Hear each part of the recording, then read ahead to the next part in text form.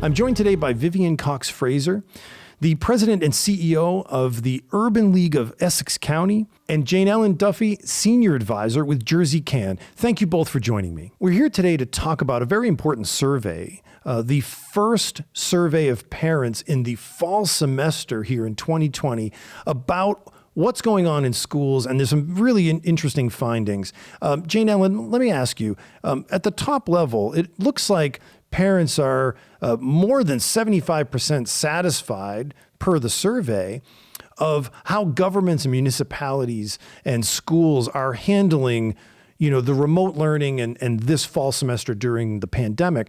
But underlying that, there's clear data that shows that there's income and technology disparities cut along racial lines. Can you talk to me about the findings of the survey?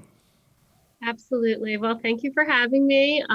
We thought it was incredibly important to do this survey of parents in this school year and really hear directly from them about what was on their minds. The biggest fears that bubbled up was this concern that arose from parents about making sure that their kids stay on track academically. Parents are concerned about their children's social and emotional well-being. And we heard that parents continue to be concerned about their children contracting coronavirus. And I would say on the third one, we definitely heard that to be a stronger concern for Black families. And then when we dug in, we asked, where are children receiving instruction? And what we found is that for Black and Latinx families, almost, there are very large percentages are attending remote learning only. And you have upper income and white families tend to be more in hybrid settings.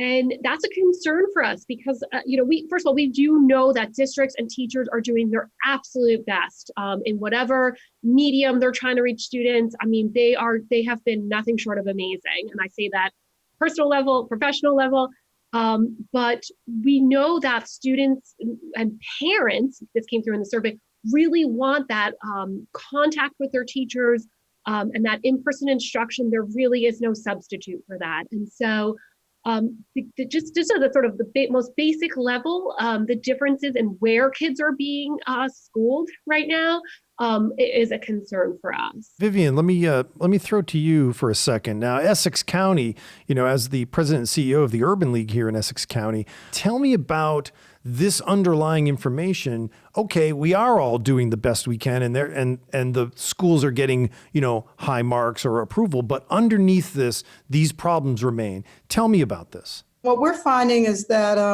families really are struggling more so with the issues of remote learning, having children at home, also the economic issues and the disparities therein, as many of the families that we serve are part of the essential workforce. So they're required to work, and then their children are home, and then they're concerned to send them back to school. So what we're seeing is that the access to technology is really a significant issue. So even though families may have devices, and I want to applaud the district and other for Newark and other school districts that have gotten those Chromebooks and things to the kids, which certainly know that technology and having access to technology is important, right? But COVID also highlighted the fact that these districts had to scramble to get all these devices to these children when in fact, we know they already needed them, right? But so now they have them, and it's coming to homes that are impacted by COVID disproportionately. So they may live in close quarters, right? They may have multiple members of their families who have gotten sick and also are going out as essential workers. So the amount of stress on families cannot be understated, right? So if you're economically at risk before COVID, now it's really a disaster to your family. So you're trying to struggle with your own economic stability while also educating your children. And many, we know that education and income are highly correlated. So many families who are low-income families, they also have lower educational attainment and lower resources in order to support their children's learning. So they're at home trying to actually homeschool when maybe they don't have the highest level of educational attainment and are struggling with issues that even, trained educators are struggling with. Yeah. And so we see in urban communities that there's also an issue around engagement. How well are young people engaged with remote learning? So we know our children were already let's say 2 years behind white children in terms of educational attainment nationally. It's about a 2-year gap. What has COVID done to really exacerbate that gap? And not only that, it will accelerate that gap. And I think the income disparities show that not only is the gap going to be maintained, it's going to continue, it's going to actually increase due to COVID and due to remote learning. I wanted to highlight something, which is the idea or the fact that these issues compound, that there's a technology divide, there are income inequalities and stresses, and these pile upon each other and make it even harder now, and they're going to increase. Am I understanding that correctly? Absolutely. Absolutely. So COVID laid bare a lot of the disparities that already existed. So it's not that the disparities weren't there. The underlying health disparity is now impacted, and you see it even in the who's dying, right? So, and actually, when you think about death and how it impacts a family and a community, I was speaking to a woman yesterday who said she knew 78 people who had died from COVID. Wow.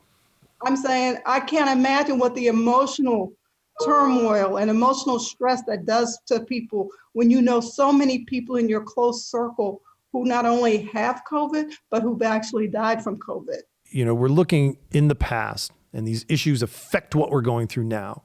But now we look forward. So talk to me about the survey and the information that we're presented with about what the path forward is here. Particularly Black low-income and Latinx low-income families, what we found in the survey is that 56% of those families are saying that they want additional support for their students. And we dug a little bit deeper in that, and what we found was that the top things that parents are asking for is more regular contact with teachers, more information about how their students are doing and if their kids are on grade level. We think that there's ways to address that in the here and now. We think that the state could be doing more work with districts and PTA, New Jersey PTA and local PTAs to get more information in the hands of parents about how kids are doing. We think that a statewide analysis should be conducted on student learning loss. Vivian and I know from the work we've done for a long time that there were already achievement gaps, there were already opportunity gaps that existed, and clearly we're concerned that COVID is exacerbating those gaps. So we needed to look at that with data, and we need the state to pull together data from across the state and figure out where the greatest needs are arising. And then we need to address those needs with resources like extended a school year or a more intensive summer programming. Those are things that we can do sort of in the medium term, as we get through the spring and into the summer, to really try to make up for lost time. Vivian talked about this. This is our biggest concern is just, students were already behind and now they could have lost much of the year. And beyond that, I also certainly believe that we need more supports for families and more resources that go directly into the home.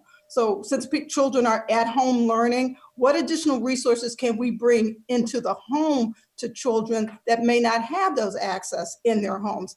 And certainly it raises the issue around even affordable housing and making sure that families have adequate housing, because all of those cumulative impacts, there was a recent report in USA Today really about Essex County and how a lot of the disparities that we see in COVID, they're linking back to the housing.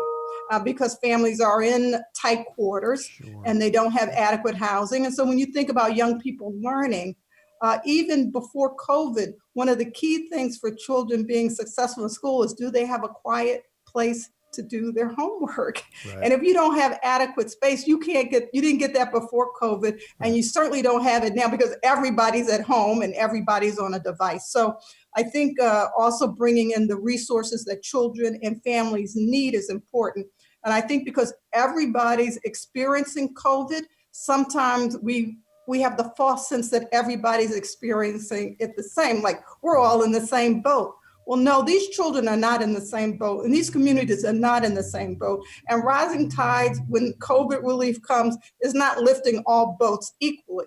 So the children in the communities that are most impacted by COVID, whether it's health, economic, housing, those communities need resources. And when you think about children, they don't, I mean, they're the ones that have to come and they get what somebody gives them, right? Right. So they come into a classroom, they don't have a voice in terms of what they're getting. You know, they rely on us, on the adults, on the policymakers, on their communities to fight for them and to ensure that the resources that they need to create opportunity and have a better future, they're given to them.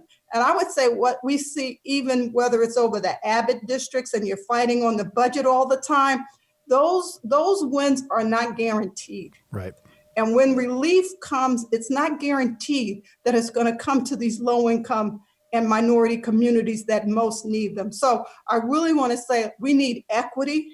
It's not just about equal resources. It's about equitable resources. And these communities are devastated, really, where they're facing eviction, facing Right. health issues, food insecurities. It's the low and moderate income communities that are facing these impacts, and these impacts need to be addressed. So when resources come and we come out of the pandemic, I hope people remember to bring more resources into these communities. Well put. There's a lot of data here in this survey. It's really informative. Thank you both for talking to me. This is clearly the beginning of understanding this issue, and we all hope that we don't lose a full year and a half of schooling for our kids. Vivian Cox Fraser from the Urban League and Janellen Duffy, advisor with JerseyCan. Thank you both for talking to me today, and take care and be safe. Thank you, Brian. Thanks so much for having us. Thanks, Brian. I appreciate the opportunity to be here with you today.